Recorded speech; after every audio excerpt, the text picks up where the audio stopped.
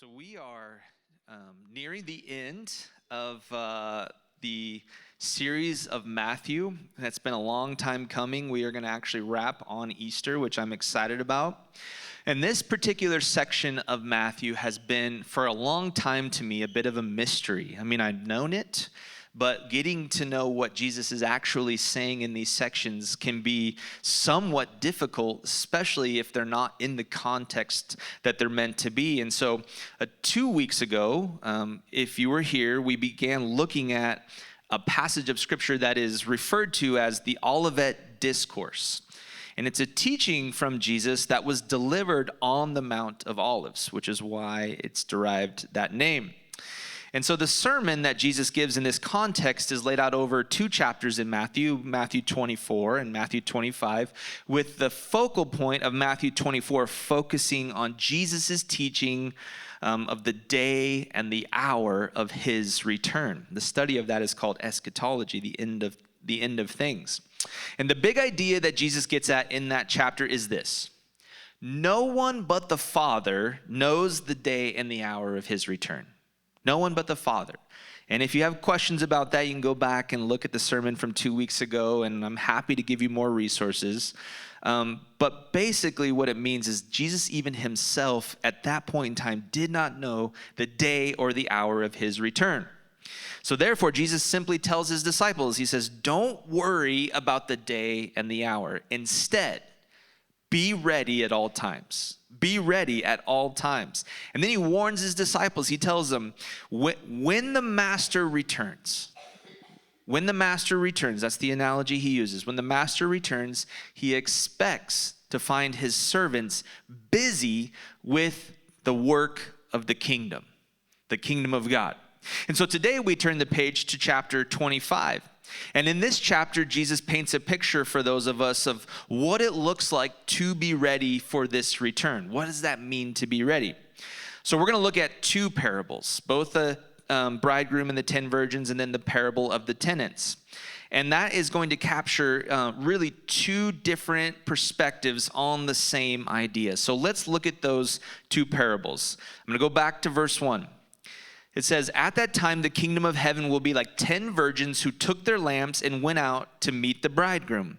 5 of them were foolish and 5 were wise. The foolish ones took their lamps, but did not take any oil with them. The wise ones, however, took oil in jars along with their lamps. The bridegroom was a long time in coming, and they all became drowsy and fell asleep. So Jesus begins this imagery with 10 virgins preparing to meet the bridegroom. And this language was totally common in Jesus' day, despite it not being very common in our day. So let's talk briefly about this imagery.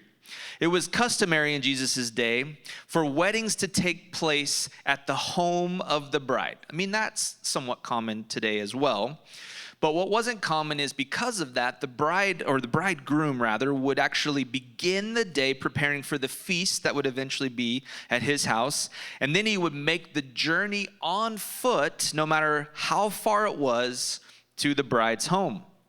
And then after the ceremony, they would actually walk back, the whole wedding party would walk back to the groom's house for the feast. Now, it took time to prepare the feast, and it took time to make the journey to the bride's home. So it was common for the wedding to take place in the evening. I think that can be pretty common, afternoon weddings, evening weddings. But back then, because of this process and this custom, it was just sort of necessary. And so by the time they got to the main events, if you will, it was often dark. And this was all very customary. Which means that when Jesus uses this imagery, when he's using the parable of the 10 virgins, it would not have been hard for them to understand what was going on. It was a very common custom. It was a very culturally relevant point. And the same is true for the 10 virgins. These virgins may or may not have actually literally been virgins, because that was not the point at all. Instead, Jesus was differentiating. The reason why he decided to label them virgins is he was differentiating them from the rest of the people at the wedding. okay? He was making a point that these are people who are of a specific identity. So he used 10 virgins. And it's this illustration that Jesus uses to identify what we would now know to be Christians, right? And we certainly know that not all Christians are virgins. I don't have to explain that to you, but you get it, right? But they are insiders, and they have a responsibility. And their responsibility was to prepare the lamp, to prepare the light, to bring the light to the event. And so this is similar to the bridegroom. His disciples would have seen this imagery of a bridegroom totally ordinary. If you notice, there's no mention of the actual bride, just the bridegroom, okay? And this was all very common to them, even though it's not for us. So therefore, it is important for us as we study this parable and the parable after it, not necessarily to get lost in the imagery that is not meant to be significant. Like I said, the presence of 10 virgins, not necessarily significant, or the lack of the bride in this parable, not necessarily significant. And so simply put, it's not the people that are included in this parable that are truly noteworthy. It was actually their behavior. Did you catch that? It's not the people that were included because it was a very common picture. It would have been like, hey, Micah walked down the street, went to work, and everybody would be like, yeah, I'm sure he does that all the time, right? Or whatever. But it's not the people. It's not the point that Micah is there. It's what their behavior was. So let's look at what Jesus was illustrating through their behavior. It says in verse 5 that the bridegroom was a long time coming, to the point where people that were waiting for him became drowsy and they fell asleep. Now, I've been to some long weddings. I'm sure you have too, right? But I've never been to one where I became drowsy enough to fall asleep. Not even close. And what's interesting is that they knew the bridegroom was coming. This was just back in their day. This was not something that the bridegroom did not back out because of the cultural significance. And so it was not a question of if he was coming, only when. And so why did Jesus then make it a point to highlight the long-awaited arrival? Why was this the point of the story? This parable is actually a perfect example then of needing the larger context to understand it well. This parable is actually a continuation, as I said at the beginning, of a point that Jesus was making much earlier in his teaching. Just one chapter prior, in chapter 24, Jesus warns his disciples, hey, you are not going to know the time of my return. And so the behavior of the bridegroom is just one more example of this truth. No one knew when the bridegroom was coming. And it was so long overdue that some of the people who were meant to have responsibility, who had a purpose, who were meant to bring light, oil, lamp, that they fell asleep before the bridegroom arrived. Jesus wants to make sure that his point is very clear. That's why he's doubling down again, that no one knows the timing of his return. So it is best to always be ready. It's best to always be ready. And this idea plays into the behavior of the 10 virgins as well. In fact, their readiness, their preparedness or lack thereof is really the primary differentiator between those who are described as wise and those who are described as foolish. And I don't know about you, but I do not want to be in the foolish category. So listen to how this story continues. Verse 6, at midnight, the cry rang out. Midnight, that is a long time to wait for the bridegroom. The cry rang out, here's the bridegroom, come out to meet him. Then all the virgins woke up, trimmed their lamps because they had been burning. The foolish ones said to the wise, give us some of your oil, our lamps are going out. No, they replied, there may not be enough for both of us and you. Instead, go to those who sell oil and buy some for yourselves. Now that seems a little bit harsh, but you understand it. If they share enough oil and they all run out, then everyone is in the dark. And so despite it being so late, the bridegroom arrives as promised. And the lamps are now very much needed because it's midnight, very much needed for this wedding to take place as planned. But here's the problem. They were lit for such a long time. that they need this refill. And the 5 virgins who had brought extra oil now all of the sudden are the wise people. And the 5 who do not bring any extra oil are the foolish ones. And so once again, behavior becomes the focal point of Jesus's parable. And it is with great consequence. Listen to what it says next in verse 10. But while they were on their way to buy the oil, the bridegroom arrived. They missed his arrival. And the virgins who were ready went in with him to the wedding banquet, and the door was shut. Later, others also came. Lord, Lord, they said, open the door for us. But he replied, truly I tell you, I do not know you. Therefore, keep watch, because you do not know the day or the hour. The foolish virgins realize the bridegroom is approaching, and so they panic and they run off to buy more oil for their lamps. And while they're doing that, while they are gone, the bridegroom arrives. The moment has come. And after he enters into the wedding banquet, the door is shut, meaning that the foolish virgins are no longer able to enter, because once the door was shut, the party was happening and it was never opened again. Now, this imagery paints 2 contrasting experiences, and it is definitely on purpose, okay? The wise virgins are now in the wedding banquet, and it's a celebration that nobody wants to miss. I mean, these were the peak celebrations in that culture. But the foolish virgins are completely shut out of the wedding, missing out on the great thing that they had been planning on the whole time. It wasn't like this wedding caught them by surprise. They were planning on this. They were invited. They have been ready for this whole time, but because of their lack of preparedness, they are now shut out. So in this parable, we know that the bridegroom is Jesus, and that the 10 virgins are Christians, and that the 5 foolish virgins are unprepared, and that the 5 wise ones are prepared for the coming of the bridegroom, for the return of Jesus. Both groups clearly intended on fulfilling their responsibility because they all had their lamp with them. It wasn't like one group didn't have anything. They had their lamp. They were thinking about fulfilling their responsibility. So it was not an issue of disobedience. It seems that Jesus is actually showing the difference between Christians who are always ready and those who fall asleep waiting for the bridegroom to come. Now, this perspective is also right on track with what Jesus said in Matthew 24, where he finds the wicked servant who is not being obedient because his master was taking too long to return. So we begin to pick up on the theme that Jesus is really hammering home. You don't know the day and the hour, so be ready. Do not fall asleep.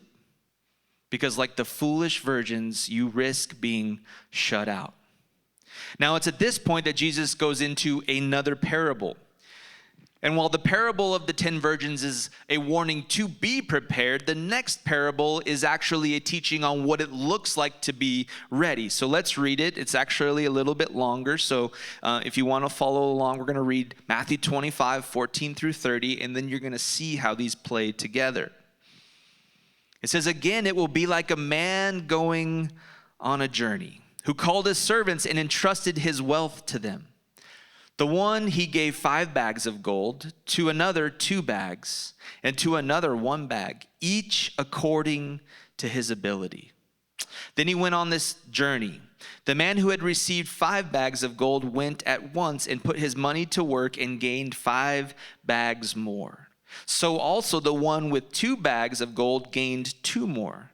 But the man who had received 1 bag went off, dug a hole in the ground, and hid his master's money. Verse 19. After a long time, the master of those servants returned and settled accounts with them.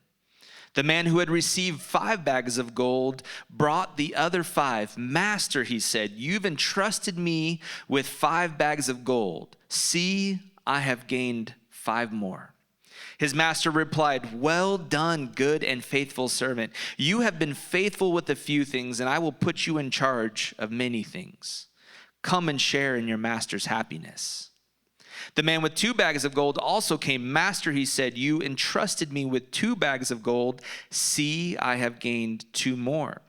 His master replied, well done, good and faithful servant. You have been faithful with a few things. I will put you in charge of many things.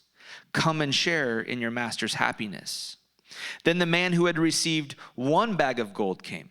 Master, he said, I knew you are a hard man, harvesting where you have not sown and gathering where you have not scattered seed. So I was afraid and went out and hid your gold in the ground. See, here is what belongs to you. His master replied, you wicked, lazy servant. So you knew that I harvest where I have not sown and gather where I have not scattered seed? Well, then you should have put my money on deposit with the bankers so that when I returned, I would have received it back with interest. So take the bag of gold from him and give it to the one who has 10 bags. For whoever has will be given more, and they will be given in abundance. Whoever does not have, even what they have will be taken from them. And throw that worthless servant outside into the darkness where there will be weeping and gnashing of teeth. That is a tough parable. You see, a good portion of Jesus' teaching so far has been focused on this idea of readiness. We just covered that. But imagine Jesus spent all this time warning his disciples, let's pretend we're there too, like warning us, be ready, be ready, be ready. Do not fall asleep. You do not know the time and the hour, so be ready. Imagine he spent all of this time doing all of this, and he never taught us what it looks like to always be ready. Imagine that. That would be pretty tough. But that's not what he does. In fact, in this next section, this parable describes exactly what readiness looks like according to Jesus. What it means to be prepared, what it means to be ready, what it means to not fall asleep when the bridegroom returns, that's what Jesus is getting at. And so once again, we have a few characters in this parable. We have the master, who is Jesus, and we have, who is the giver of the talents, and we have the 3 people who received the talents, and those people are called servants. Now, it is worth noting that this relationship is one of clear authority. Before, we had the bridegroom and the virgins, and they had a relational dynamic that was undefined, right? Maybe they knew him, they probably knew him, but they were definitely just given a task. But this one, master and servant, returning to a similar theme in the previous chapter, meaning that there is a clear role of authority and servant, which means that the servants are indeed subject to the will of the master. That's what it means, right?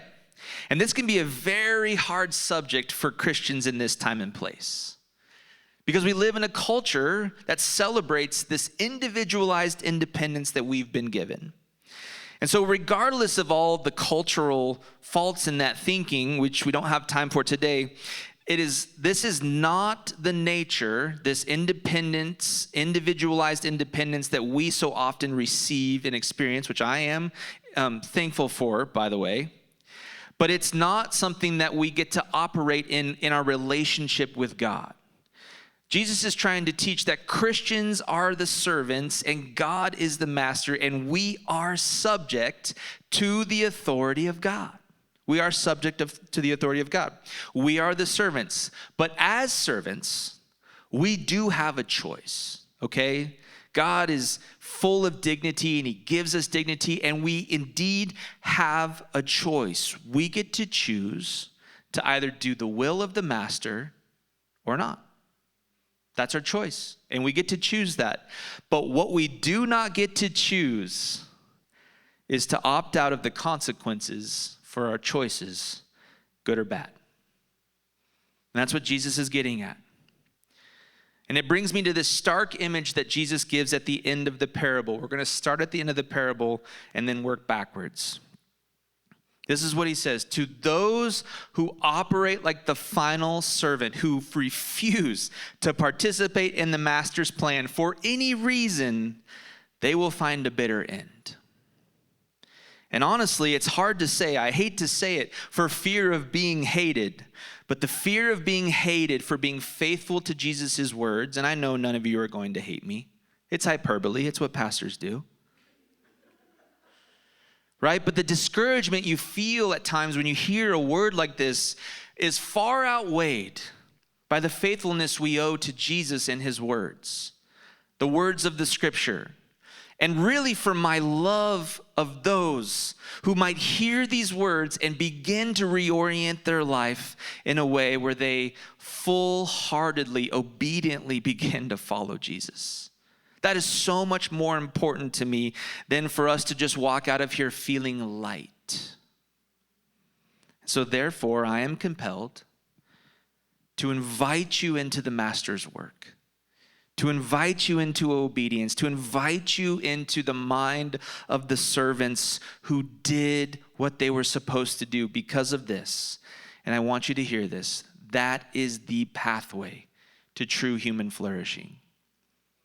That is the pathway to true human flourishing. And so here is my hope that everyone who hears this, whether it's today or online at some distant point in the future, they will carefully look at the example of the final servant who buries his talent out in a field out of fear, that they would hear that and they would hear the consequences and they would run as far away from that behavior as they possibly can. Not to live in fear, but to be obedient to what the Master has called us to. To look at the examples of the first two servants we're going to look at here in just a second, who have been generously blessed by God, and begin to rearrange our lives in accordance with this message. So let's turn our attention now to the first two servants. The opening of this parable shows the master entrusting his wealth to his servants, which is an incredible honor. It truly is. It's an incredible honor. God has chosen you and I to be his stewards, entrusted with his wealth, which, by the way, is inexhaustible. Okay? It is inexhaustible. And then it says that each servant received an amount of talents according to their ability. Now, you can look at that in two ways. Here's one. It seems that the master does not intend to overwhelm his servant. He gave them exactly what they are able to handle based on their ability. And also, the master sees whatever ability they have and maximizes it, right? So I think it's both. I think that the master is so generous that he's going to give everyone as much as they can possibly work with, but he's also super gracious and not giving us too much that we can't handle, getting us into a hole. Both reveal the nature of God. Both reveal the character of God.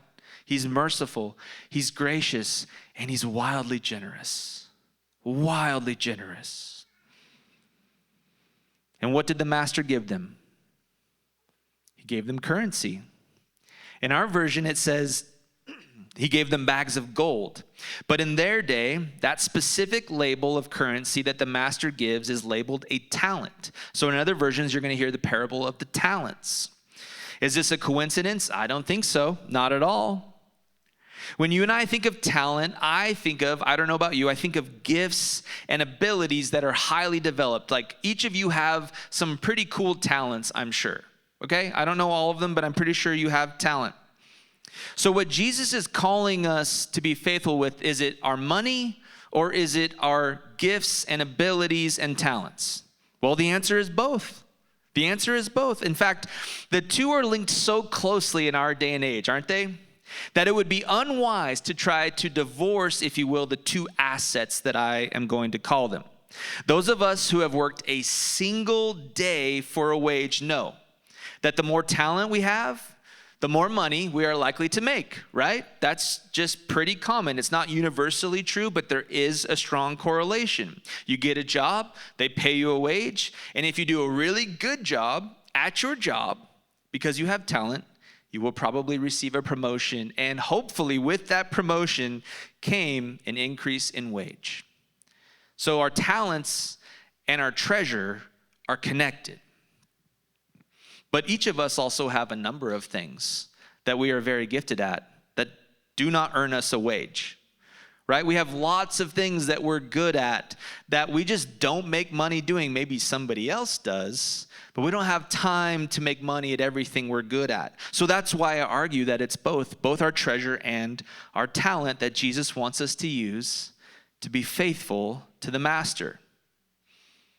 Now, because we are entrusted with the master's wealth, what purpose should be paramount in our use of that wealth? The purpose of the master, right? If it's the master's wealth, we are meant to be about the purposes of the master. That just makes sense. If I give my kids $10 to go to the store to buy bread, and they come back with candy, there is going to be consequences, right? Much lighter, for sure. Not condemning them to the weeping and gnashing of teeth, thankfully. But it's a much smaller issue, right? If we are to receive and steward the wealth of the master, we should be about the master's business. Now, here's a fun fact about that talent. The measure or unit of currency labeled a talent was worth 6,000 days worth of wages in Jesus' day and age. 6,000 days of work. That's a lot of work, people. If you do the math later, you'll find out. And scholars believe that one talent, just one talent, would be worth somewhere between $300,000 and $960,000 today. So one talent, 6,000 days of work, I would hope would amount to a significant amount of money, right? And it does. It seems that it does. Now, it's fun to imagine what we would do with that type of money if we received it unexpectedly, especially if it's in that category of the hundreds of thousands, close to $1 million. But that idea is actually secondary, and it's a distant second to the imagery that Jesus is giving us about the master's wealth. So for the sake of easy math, because I like easy math, I'm just going to make a talent worth $1 million. Okay, that's on the high end for sure. Maybe with inflation where it is now, it might be worth more than that, okay? That means that in this story, the master just divided $9 million amongst 3 people. Now, if someone came in and took $9 million and divided it not equally, but just divided any kind of reasonable amount to 3 of us, all 3 of us would be pretty shocked, right? 1 million, right? 2 million, 6 million. Like, it doesn't really matter what portion of that you're getting. It's going to be close to $1 million, right? At least. And now you have $1 million that you didn't think you had. That would be pretty shocking. But the point is less about the exact amount. And what Jesus is trying to illustrate is that God's wealth is indeed inexhaustible.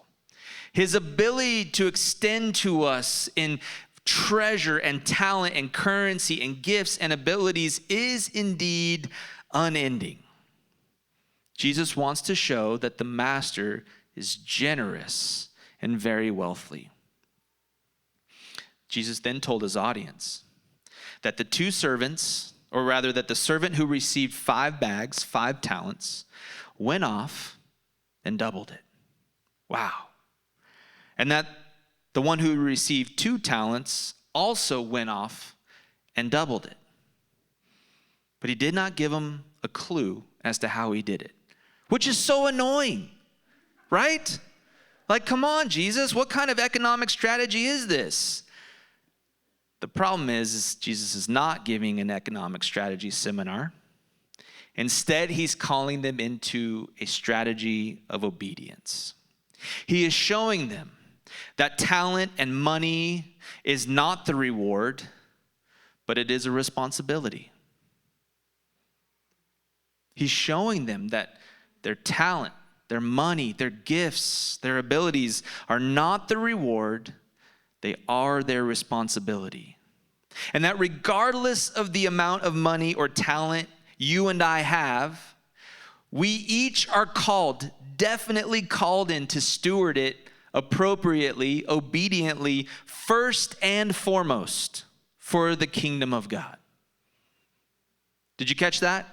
That each of us, regardless of how much talent and money and ability we have, that we are called to steward it obediently, first and foremost, for the kingdom of God. But if money and talent are not the reward, but our responsibility, is there a reward for all of this? Because we love rewards, right? Jesus knew that. So of course there's a reward. In fact, that's actually a really great question, because Jesus not only gives one, but he gives 3 rewards. And we see them in his response to the first 2 servants. This is what it says in verse 21. His master replied, "Well done, good and faithful servant. You have been faithful with a few things, and I will put you in charge of many things. Now come and share in your master's happiness." So reward number 1, the master's approval. Well done, good and faithful servant. And ultimately, this approval for God is this thing that we all, whether we know it or not, so deeply desire. We need it. We need it at our soul. It's what our soul longs for, is this approval from the master. And that is the reward for obedience. Reward number 2, more work. You have been faithful with a few things. Now I will put you in charge with many. Ironically, your reward for doing a great job with the master's business is more of the master's business. But when that work, when that business is the very thing that fulfills you at your deepest levels, you will never run out of wanting more. You will never run out of wanting more. And then reward number 3, the master's happiness. Come and share in your master's happiness. Our final reward is experiencing God's happiness, which is the only true and lasting happiness in this world.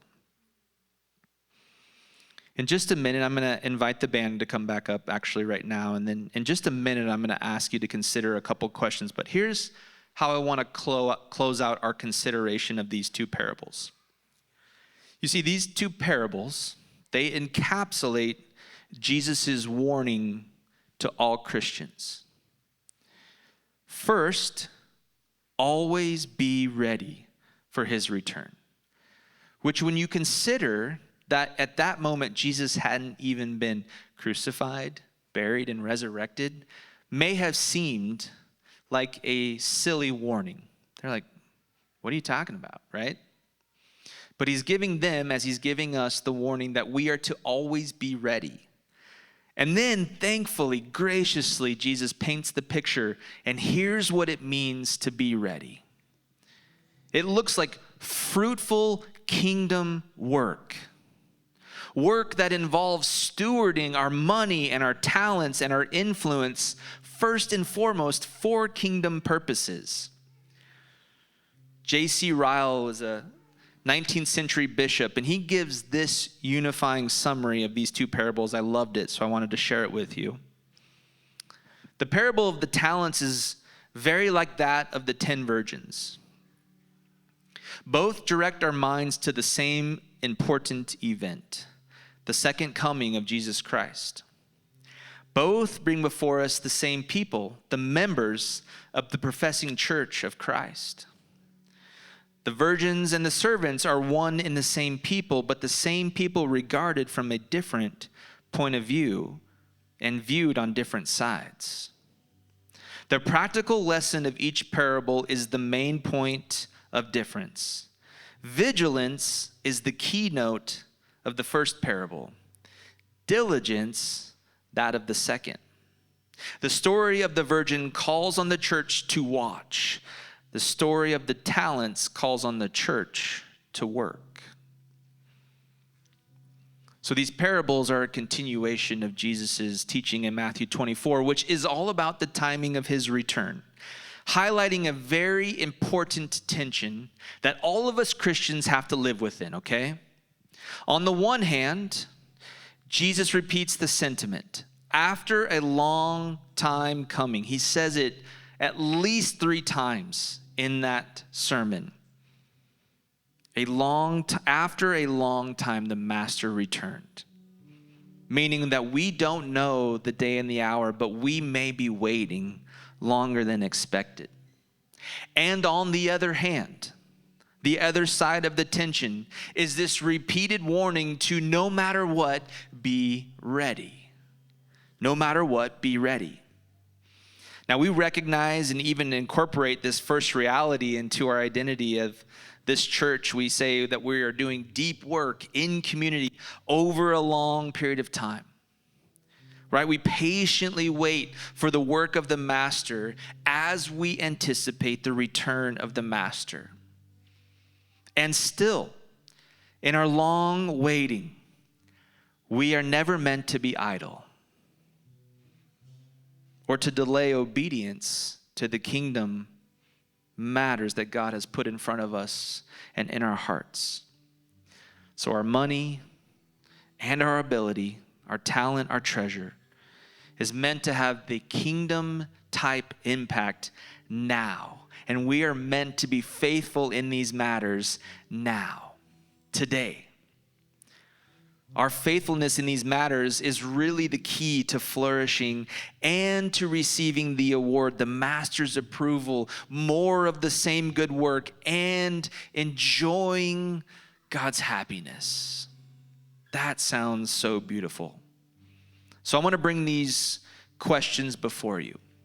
And I'm framing them like this. What would you do if you had 6 months to live? How would you use your talents? How would you organize your finances? And to whom would you proclaim the gospel? We're going to spend a moment reflecting on these, and I would encourage you to do so throughout this week, maybe in the weeks to come. And then once you have that clarity, if you were to able to just frame that answer in a way that you be able to organize your life according to how you would answer these questions. That you would begin not making major irresponsible changes, but just small tweaks, small adjustments in how you would live. Because the reality is, and this is true, 6 years from now, 6 months from now, and even 6 days from now is unknown territory to us. It really is. We don't know the day and the hour. We are called to be obedient now. We are called to be faithful now, to impact this world now, to bring the kingdom of heaven to the spaces we exist, the places we play, the places we work, the places we eat, the places we spend with our family, right? All of it, everywhere we go, we are called to be obedient now. And here's what's great. Here's what I've held on to all week as this passage has stirred my soul in so many ways. The treasure of the master is inexhaustible. It's inexhaustible. And whatever he's decided to give us is coming from a tank that we can never run out of and that he will never run out of. And his promises are true. That if we are obedient, we will receive the reward that we so desperately want. And so as we think about how we answer these questions that I've given you, begin to think, how can I use my talent? How can I use my treasure? And how can I proclaim the gospel today with everything that God has given me? Let's just spend 60 seconds in prayerful reflection. Maybe God will be speaking something to you, maybe not. But I don't want to waste this opportunity to take and reflect and see how God decides to honor our obedience. So will you pray with me?